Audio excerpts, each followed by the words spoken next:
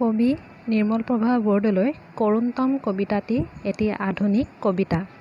বৰ্তমান সময়ত আজিৰ প্ৰজন্মই আধুনিকতাৰ লগত যিদৰে বুৰ যাব ধৰিছে, তেনে ক্ষেত্ৰত নিজৰ সংস্কৃতিও যেন পাহৰি পেলাইছে আৰু তেনে ক্ষেত্ৰত তেওঁলোকৰ পিতৃ মাতৃয়ে দিয়া বা দি যোৱা আদৰ্শক ভৰিৰে মোহাৰি পেলোৱাৰ যি ছবি, সেই ছবি দেখি কবি নিৰ্মলপ্ৰভাৰ বৰদলৈৰ মনতো এক সন্দেহৰ ভাৱ জাগি উঠা দেখা গৈছে।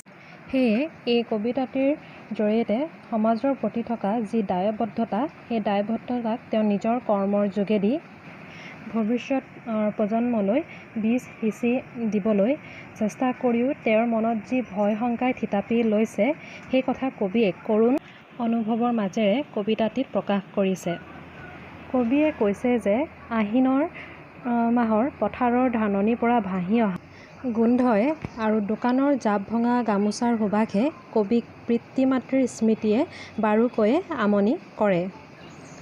কবিৰ পিতৃয়ে নিজ পৰিয়ালক পোহপাল দিয়াৰ স্বাৰ্থতে পথাৰত হাড় ভঙা পৰিশ্ৰম কৰি আহিনৰ পথাৰ সেউজীয়া কৰি তুলিছিল আৰু তাৰ লগতে সুনিপুণ শিপিনী মাতৃয়েও নিজৰ কৰ্মদক্ষতাৰে নিজ সন্তান তথা ভৱিষ্যত প্ৰজন্মক নিজৰ আদৰ্শ দি থৈ গৈছে আৰু তেনেবোৰ আদৰ্শ কবিয়েও লাভ কৰিব পোৱাত কবিক প্ৰায়ে পিতৃ মাতৃৰ স্মৃতিয়ে বাৰুকৈ আমনি কৰে।